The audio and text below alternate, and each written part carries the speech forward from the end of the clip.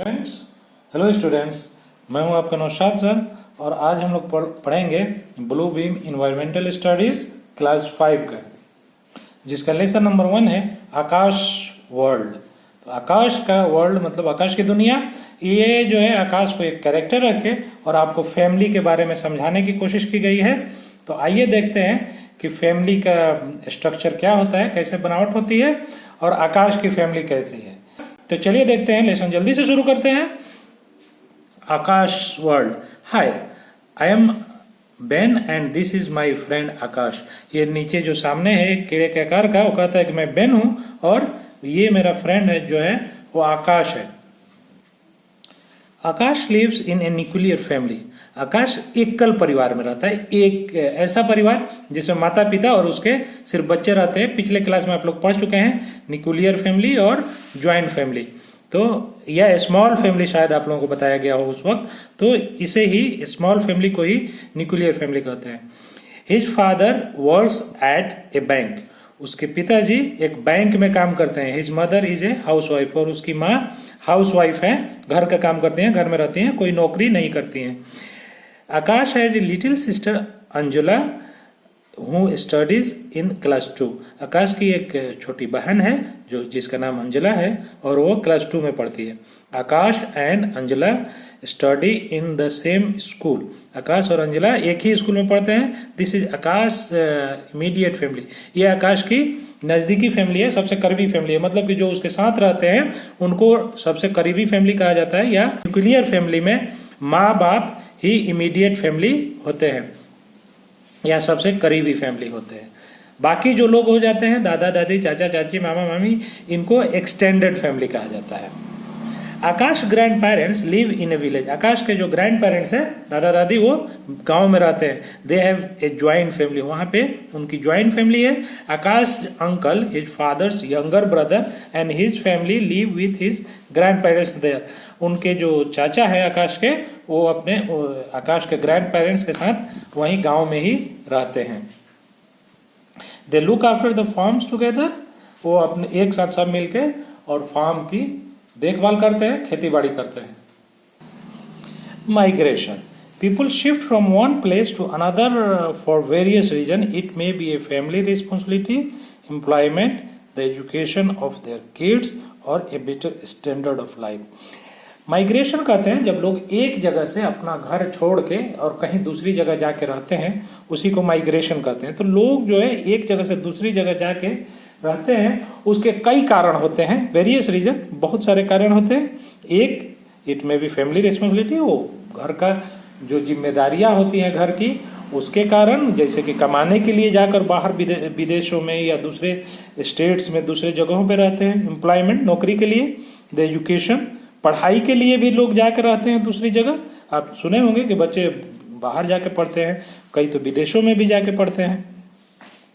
और उनके बच्चों के पढ़ाई के लिए भी लोग जाकर वहां पे रहते हैं, बच्चों को लेकर। और आप बहुत सारे आपके गांव में या अगल बगल के लोग होंगे जिनके बारे में सुनते होंगे कि वो दिल्ली में या कोटा में या कहीं अपने बच्चों के साथ पढ़ाने के लिए रह रहे हैं। तो इसे ही माइग्रेशन कहते हैं। जो अपना नेटिव प्लेस छोड़कर और दूसरे जगह जाकर रहे, उसे ही माइग्रेशन कहते हैं। Akash father migrated to a city when he got a job in a bank. Akash के फादर जो है वो, उनको जब नौकरी लगी बैंक में तो माइग्रेट कर गए, वहां से प्रवास कर गए, वहां प्रवासी हो गए। His job is transferable so he has to shift from one city to another. उनके जो जॉब है, उनकी नौकरी जो है वो ट्रांसफरेबल है, हमेशा बदली होते रहती है, तो इसलिए उनको एक शहर से दूसरे शहर हमेशा जाना होता है। Akash and Anjula love to go to new places and make new friends. Akash को बहुत पसंद है, आकाश और अंजुला को, कि नई जगह पे जाएं और नए नए दोस्त बनाएं। Akash mother use to teach in a school earlier but she had to leave her job because of his father's frequent transfer। आकाश की माँ पहले एक स्कूल में पढ़ाती थी, लेकिन उसके फादर के हर बार ट्रांसफर होने की वजह से वो नहीं नौकरी कंटिन्यू कर पाई और उनको नौकरी छोड़नी पड़ी या पढ़ाना स्कूल छोड़ना पड़ा। Akash loves going to new places but he always feels sad about leaving the old friends behind. आकाश को नए जगह जाना तो बहुत पसंद है, लेकिन पुराने दोस्तों को छोड़ना भी उसे काफी दुख देता है, बहुत अफसोस होता है उसे, वो अच्छा महसूस नहीं करता है. There is also an apprehension about setting in the new place and adjusting in a new school. Also उसको जो है, आकाश को हमेशा एक चिंता सताते रहती है कि नई जगह पे जाके कैसे वहाँ सेटल होंगे, कैसे वहाँ लोग होंगे, कैसे स्कूल होंगे. नई स्कूल में सेटल होना बहुत ही उसको चिंता होती है कि नई जगह पे जाके कैसे दोस्त मिलेंगे, कैसा स्कूल मिलेगा या कैसा माहौल मिलेगा. इस बात की आकाश को हमेशा चिंता रहती है. Many people migrate from one place to another in pursuit of better job. बहुत सारे लोग नए जॉब की तलाश में भी या नए जॉब करने के लिए भी एक जगह से दूसरे जगह जाकर और माइग्रेट हो जाते हैं, या प्रवासी जिसे आप सुने हैं, तो मैं बार बार वर्ड माइग्रेट ही यूज करूंगा, तो माइग्रेट कर जाते हैं. So their families also move with them, तो उनके परिवार में उनके साथ चले जाते हैं, साथ साथ रहते हैं. दिस माइग्रेशन में either be within the country, that is from one city to another, और it may be the another country. तो आमतौर पे ये जो है फैमिली जो प्रवास करते हैं, एक जगह से दूसरी जगह माइग्रेट करते हैं, वो एक शहर से दूसरे शहर हो सकता है, एक या उसी कंट्री में. जैसे अगर इंडिया में है तो इंडिया में ही बिहार के लोग जाके दिल्ली रहे, गुजरात रहे, महाराष्ट्र रहे, मुंबई में, या केरला में जाकर रहे, या केरलाइट आके अपने यहाँ रहे, बिहार में रहे, बंगाल में रहे. तो इसी को प्रवास कहते हैं, विद इन द कंट्री. या अनदर कंट्री में भी, दूसरे कंट्री में भी जाके रहते हैं. The people who migrate do not usually come back. जो लोग माइग्रेट कर जाते हैं वो आमतौर पे वापस नहीं आते. आप सुने होंगे बहुत लोगों को कि इन्होंने दिल्ली में फ्लैट ले लिया, वहां बस गए, आसाम में जाकर आ गए, कोलकाता में जाकर आ गए. तो इस तरह लोग जाकर वहां पे माइग्रेट करके और फिर वापस नहीं आते. अगर अच्छे तरह सेटल कर जाते हैं, नौकरी हो जाती है, तो वहीं अपना घर बना लेते हैं, सब चीज वहीं बना के रहने लगते हैं. They settle down in their place of work. वो अपने काम करने वाली जगह पर ही सेटल कर जाते हैं. It takes them a lot of time and effort to merge with the new community and get their acceptance. और उसमें जो है उनको बहुत समय लगता है वहाँ के लोगों में मिलने जुलने में, घुलने मिलने में, नए समाज में घुलने मिलने में, उन लोगों को एक्सेप्ट करने में. और ये लोग भी वहाँ के जो लोकल लोग होते हैं आमतौर पे जल्दी से एक्सेप्ट नहीं कर पाते, वहाँ के समाज आसानी से एक्सेप्ट नहीं कर पाती. इसमें काफी परेशानी होती है. उनको हमेशा दूसरे जगह के लोग ही मानते हैं. However, after a few generations, they become the permanent resident of those places and forget most of their ancestral ideals. और वहाँ पर ऐसा होता है कि कई जनरेशन जब बीतता है, जैसे कि अगर उनके लड़के हो गए, फिर लड़के के लड़के, लड़के के लड़के, तो एक दो जनरेशन के बाद वो ये सारी चीजें अपने जो इंसेस्टर के होते हैं, पुराने लोगों, उनकी खानदानी चीजें होती है, वो भूल जाते हैं और वहां पूरी तरह से घुल मिल जाते हैं जहां वो माइग्रेट किए होते हैं. Akash father has one more brother. Akash के पिता को एक और भाई है. The youngest in the family, जो सबसे छोटे हैं परिवार में. Who has migrated to England, जो कि इंग्लैंड में माइग्रेट कर गए हैं, अब इंग्लैंड में जाकर रहते हैं. He went there to study, वो वहां पढ़ाई करने के लिए गए थे. Later he got a job in London and settle there, लेकिन बाद में उनको वही नौकरी मिल गई लंदन में और फिर वही सेटल कर गए. He is now married and has 2 kids. अब वो शादी कर चुके हैं और उनको 2 बच्चे भी हैं. All of them live in London. सब लंदन में रहते हैं. Once a year they come to India to visit everyone in their extended family. फिर वो अपने extended family से मिलने के लिए साल में एक बार आते रहते हैं. Earlier they were immigrants. They are full there, but now they have got the citizenship of England. He is not an Indian citizen anymore. पहले वो लोग इमिग्रेंट्स थे. इमिग्रेंट्स कहते हैं जब दूसरे कंट्री के कोई लोग हैं, रहते हैं दूसरे कंट्री में, तो उनको इमिग्रेंट कहते हैं. माइग्रेट से ही इमिग्रेंट्स बना है, तो इमिग्रेंट्स थे. लेकिन बाद में उनको वहां की सिटीजनशिप मिल गई. जैसे कि हम लोग भारत के सिटीजन हैं, भारत के नागरिक हैं, वैसे ही उनको अब वहां का नागरिकता मिल गई है और वहां पे नागरिकता पाकर उनका भारत की नागरिकता खत्म हो गई है. तो अब वो इंग्लैंड के नागरिक हैं. Is not an Indian citizen anymore. अब वो इंडियन नागरिक, भारतीय नागरिक नहीं है. The gardener who works in Aakash house is a refugee from Bangladesh. Gardener जो है, आकाश के घर में जो माली है या खेती बाड़ी का काम करता है, फूलों की रखवाली करता है, वो रिफ्यूजी है, बांग्लादेश से रिफ्यूजी है, मतलब कि वहां से भाग के आया है किसी परेशानी से। He migrated to India during the Indo Pakistan war of 1971 and settle down here. वो इंडिया पाकिस्तान का जब लड़ाई हुआ था 1971 में, तो बांग्लादेश से भागकर और इंडिया आ गया और यही सेटल हो गया। Now he has settled down.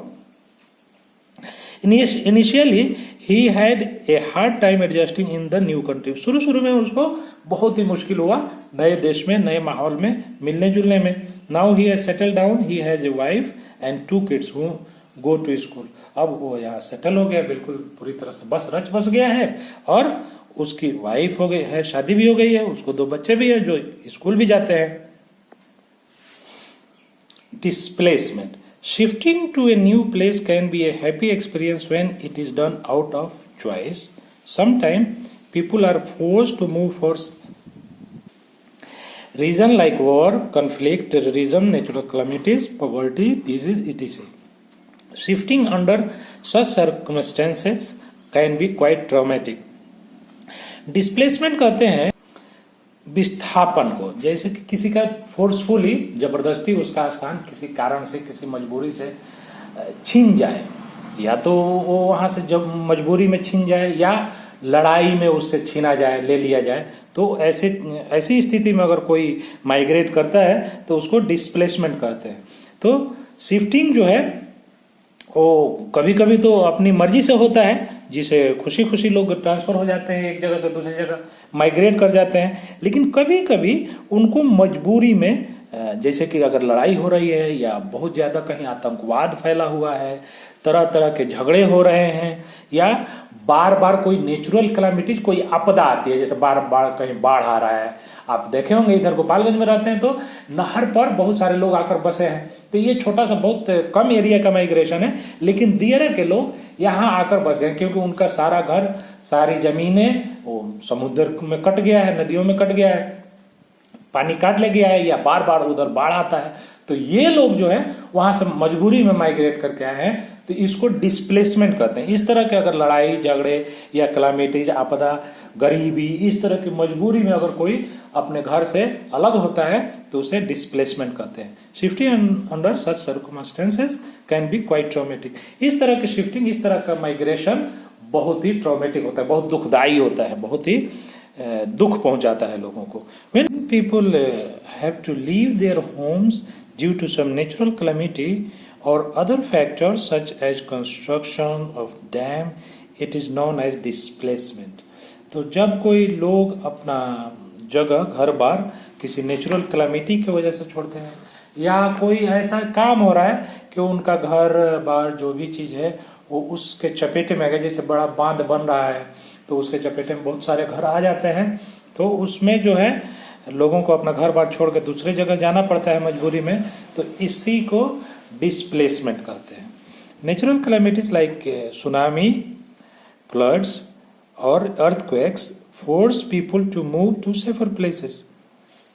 तो जो प्राकृतिक आपदा होती है, जैसे सुनामी हो गया या बाढ़, या बार बार कहीं अर्थक्वेक हो रहा है, भूकंप आ रहा हो और लोगों को अपना घर छोड़ना पड़ता है, तो वो कहीं सेफर प्लेस पे, कहीं सुरक्षित जगह पे जाके अपना ठिकाना तलाश करते हैं, अपना घर बना के रहते हैं। There is a great loss of life और property as people are uprooted from their homes and forced to stay in rehabilitation camps. Sometimes they have to spend months there before they can be relocated by the governments. तो ये जो है natural calamities की वजह से अगर लोगों को छोड़ना होता है घर, या डिस्प्लेसमेंट होता है, तो बहुत सारा नुकसान भी होता है। उनका जो भी धन है या जो भी उनकी प्रॉपर्टीज है उसका बहुत ज्यादा नुकसान होता है। बना बनाया घर उजड़ जाता है, टूट जाता है। तो कभी कभी उनको सरकार द्वारा बनाए गए रिहेबिलिटेशन कैंप, राहत शिविर में जाके रहना होता है, और कभी कभी ऐसा होता है कि कई महीनों तक वहां रहना होता है, या कभी कभी साल भी लग जाते हैं, जब तक कि उनके लिए सरकार कोई रहने का इंतजाम न करे, उनके लिए घर बार का इंतजाम नहीं करे, कॉलोनी का इंतजाम नहीं करे, तब तक उन लोगों को वहीं रहना होता है, और तब जाकर उनको फिर से रिलोकेट किया जाता है, नई जगह पे उनको घर बनाकर दिया जाता है। Once Akash met Sridharan in an orphanage. एक दिन आकाश श्रीधरन से मिला एक अनाथालय में. Sreedharan lost his parent in tsunami that took place in 2004. Sreedharan जो है अपना माँ बाप को खो दिया था 2004 की सुनामी में. 2004 में एक बहुत बड़ी सुनामी आई थी. अगर आप लोग अपने बड़ों से पूछेंगे घर में तो पता चलेगा कि साउथ इंडिया में एक बहुत बड़ी सुनामी आई थी जिसमें बहुत ज़्यादा नुकसान हुआ था. He was taken to a rehabilitation camp where he had to live among strangers. उनको रिहेबिलिटेशन कैंप में ले जाया गया, राहत शिविर में, जहाँ पे उनको अनजान लोगों के बीच में रहना पड़ रहा था. One day someone from an NGO came and sent him to an orphanage. फिर एक कोई एनजीओ से आया और उसको वहां से ले जाके और अनाथालय में रख दिया. Since then, he has been living there. It took him a long time to adjust, but now he has accepted his new life. वहाँ पे उसको एडजस्ट होने में, वहाँ में घुलने मिलने में बहुत समय लगा, लेकिन अब जो है वहाँ के लाइफ में वो बिल्कुल एडजस्ट हो गया है, नई जिंदगी जीने लगा है. Now he has only one goal. अब उसके पास सिर्फ एक ही एम है, एक ही गोल है. That is the study hard for his bright future. कि अब वो खूब मन लगा के खूब मेहनत से पढ़ाई करे और तब अपना जिंदगी, अपना भविष्य बनाए. He aspires to have his own house and family one day.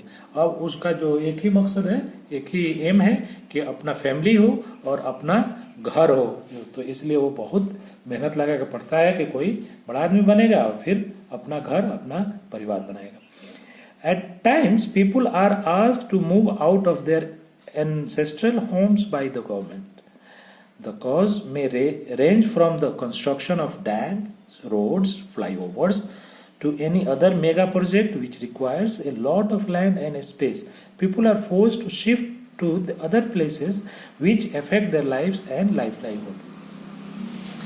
कभी कभी कुछ समय ऐसा होता है कि लोग अपने सरकार के कारण, सरकार कहती है कि आपको अब ये घर छोड़ना होगा, ये जगह छोड़ना होगा, क्योंकि वहाँ या तो बांध बनता है, रोड्स बनते हैं, बड़े बड़े बांध, जहाँ ऐसे काम जहाँ पे बहुत ज्यादा जगह की जरूरत होती है, तो गांव के गांव एक साथ उजड़ जाते हैं. सरकार उसको कैप्चर कर लेती है और फिर उसमें डैम बनता है, रोड्स बनता है, फ्लाईओवर्स बनता है, या कोई भी बड़ा मेगा प्रोजेक्ट हो, कोई बहुत बड़ी फैक्ट्री हो जो 2-4 किलोमीटर का एरिया लगना हो, तो ऐसे जगहों के लिए सरकार फोर्सली मूव करती है लोगों को, और इसमें उनको काफी परेशानी होती है, उनकी जिंदगी में भी, उनकी जिंदगी के और सारी चीजों के लिए भी काफी नुकसान होता है और बहुत ज्यादा परेशानी होती है. The gardener's wife works in Akash's house as a maid. Before her marriage, she lived in a village in Bengal where a new dam project was started by the government. जो गार्डनर्स है, उसकी जो wife है, आकाश के पहले हम पढ़े थे कि एक गार्डनर्स है जिसकी जो बांग्लादेश का रिफ्यूजी था, तो उसकी जो वाइफ है वो बंगाल की रहने वाली है, और वहां पे एक डैम प्रोजेक्ट जो सरकार बना रही थी, डैम बांध बना रही थी बहुत बड़ा, तो वहां से उसका घर वो बांध के अंदर आ गया, या बांध जहां बनना था वहां उसका घर था, तो वहां से उसको सरकार ने हटा दिया, या हटना पड़ा उसको. So the government took their farm and home. Government ने उसका फार्म और घर सब ले लिया. Many families in the village lost their fields, jobs and homes. पूरे गांव के बहुत सारे जो परिवार थे वो अपना घर, खेती, नौकरी, सारी चीजें खो दिए. They got some compensation from the government, but it was not enough for them to settle down in a new place. कुछ उनको उसके लिए कंपनसेशन मिला, मुआवजा मिला, लेकिन वो इतना काफी नहीं था कि नई जगह पे वो सेटल हो सके. उतने पैसे से एक बना बनाया घर उजड़ गया, फार्म उजड़ गया, फिर नई जगह जाके नई जगह खरीदना, घर बनाना, उस पैसों से जो मुआवजा उनको मिला था वो पॉसिबल नहीं हो पाया. She still recalls the good old days and then how so many people were displaced from her village due to the construction of dam. तो वो अभी बहुत वो बार बार याद करती है उन दिनों को जब उसका गांव उजड़ गया था, जब बांध बन रहा था और बहुत सारे लोगों को गांव घर छोड़कर जाना पड़ा था, और तब वहाँ बांध बना था. यहाँ पे कुछ सो फॉर रीड है और टिक द करेक्ट ऑप्शन है, तो इसमें आप अपने से टिक करना है, इसको बनाकर आप भेजेंगे. Slums. Many people live in slums. These are the people who do not earn enough to fulfill their basic needs. When cities expand quickly without proper planning, there is work for many people. Many people migrate to cities from villages to earn money as laborers. But when they reach cities, they do not have a place to live in, so they just make temporary home wherever they work. Such places grow into slums. झुग्गी झोपड़ी slums कहते हैं. तो बहुत सारे लोग जो है स्लम्स में भी रहते हैं.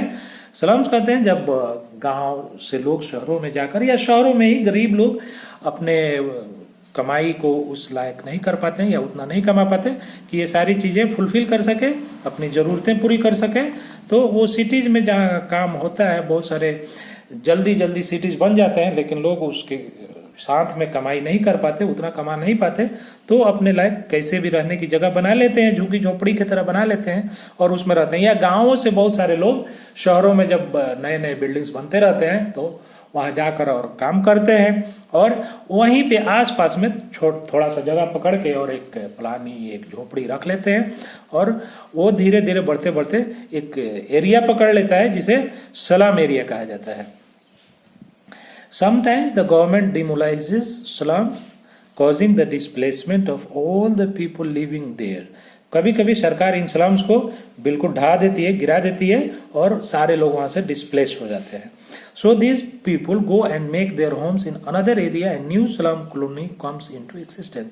तो ये लोग वहां से जाकर कहीं और अपना एरिया बना लेते हैं, कहीं और रहने लगते हैं, जो कि एक नया स्लम एरिया बन जाता है. This is a vicious circle which cannot be broken until and unless the government helps them to resettle. लेकिन ये ऐसा सर्किल है, ऐसा चीज है जो कभी खत्म नहीं होगा जब तक कि सरकार उसको मदद करके खत्म नहीं करे. सरकार उनके लिए घर नहीं बनाए, उनके लिए कॉलोनी नहीं बनाए, उनके लिए बिल्डिंग्स बनाकर नहीं दे, तब तक स्लम्स खत्म होना नहीं है, खत्म नहीं हो सकता है. There is a slum near Akash house. Akash house के पास एक स्लम एरिया भी है, स्लम जगह है. The female cleaner who comes to clean his house lives there. जो औरतें उसके घर में साफ सफाई का काम करने आती हैं वो उन्हीं स्लम्स में रहती हैं. Once she told Akash mother about the following problem in the slum. एक दिन वो आकाश की माँ से कुछ प्रॉब्लम्स बताती है, जो क्या क्या मुश्किल वहाँ स्लम्स में है वो नीचे है, ये आपको बताया जाएगा. There is no electricity. वहाँ पे इलेक्ट्रिसिटी नहीं है, स्लम्स में इलेक्ट्रिसिटी नहीं है. There is no proper supply of water. वहाँ पे पानी का भी सप्लाई नहीं है. शहरों में बिना नल के पानी का सप्लाई नहीं हो पाता है, तो वहाँ पर पानी का सप्लाई भी नहीं औरत बताई है. No safety and security arrangement. कोई भी सुरक्षा का इंतजाम नहीं है. No sewage and garbage disposal system.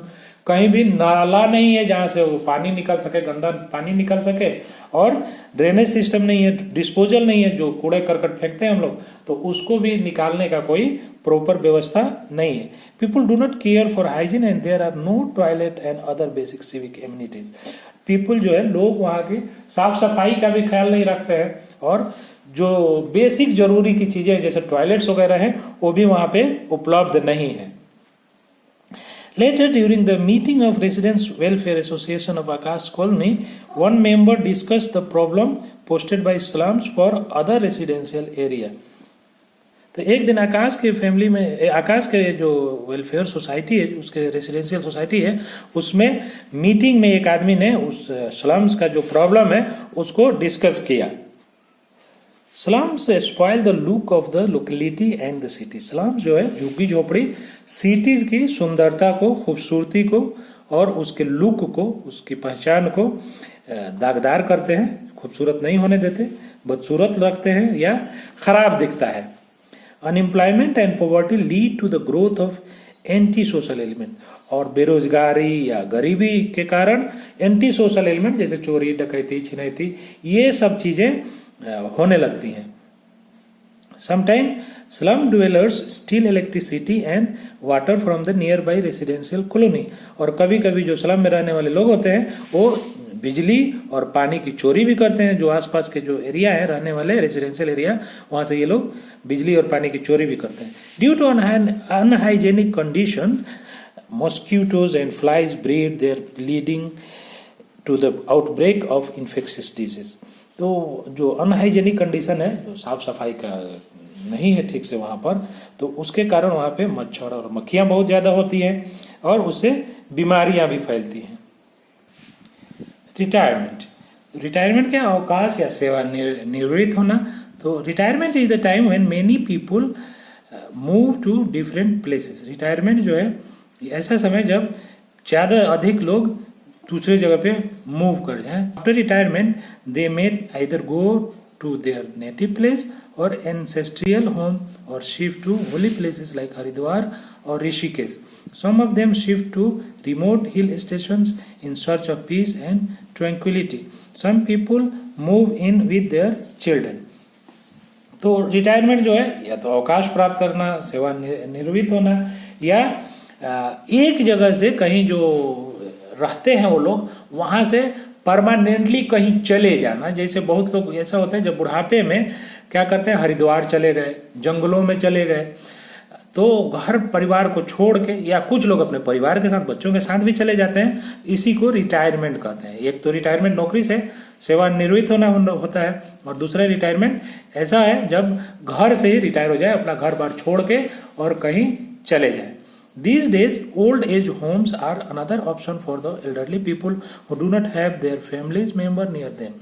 आजकल जो है वृद्ध आश्रम एक ऑप्शन है लोगों के लिए जो वहाँ पहुँचते हैं अपने घर में, जिसके कोई नहीं होते हैं, जिसके बेटा बेटी नहीं है, या कोई देख रेख करने वाला नहीं है, या बेटा बेटी तो है लेकिन उनकी देख रेख नहीं करते हैं, बाहर चले गए हैं, कहीं और माइग्रेट कर गए हैं, लेकिन ये लोग अकेले हैं, तो ये लोग वृद्धाश्रम या ऐसी जगहों पे, हरिद्वार जैसी जगहों पे चले जाते हैं। They are looked after in these homes with great care and affection. इन जगहों पे ये लोग बहुत ही प्यार मोहब्बत से इनकी देखभाल होती है, बहुत अच्छे से देखभाल होती है। Akash loves his parents and grandparents very much. Akash अपने पेरेंट्स और ग्रैंड पेरेंट्स, दादा दादी को भी बहुत प्यार करता है। He is please to look after them well in their old age and never to send them to an old as.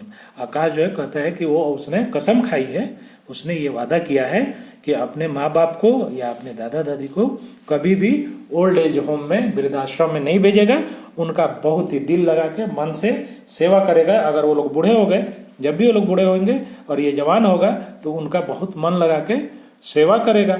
तो इसमें आकाश की फैमिली को लेकर बहुत सारी चीजें आपको बताई गई हैं। तो आखिर में आपको भी ये सोचना चाहिए और ये वादा करना चाहिए कि आप लोग भी अपने परिवार के, अपने माँ बाप की, अपने दादा दादी की बहुत अच्छे से सेवा करेंगे, और जब वो बूढ़े हो जाएंगे या जो लोग भी घर में बूढ़े अभी भी हैं उनकी भी अच्छे से सेवा करें। जो काम कहें खुशी खुशी और प्यार से उनके काम को करना चाहिए। इसमें हमको ये सबक भी मिलता है कि आकाश ने ऐसा वादा किया है, तो हमें भी ये वादा करना चाहिए कि हम अपने माँ बाप को वैसे ही सेवा करेंगे जैसा कि आकाश ने कहा है, या आकाश सोचता है। हम भी अपने माँ बाप को बुढ़ापे में कभी भी वृद्धाश्रम या कहीं भी घर छोड़कर नहीं जाने देंगे, अपने साथ रखेंगे, उनकी सेवा करेंगे, बहुत ही प्यार से उनकी देखभाल करेंगे, जैसा वो आज हमारी कर रहे हैं।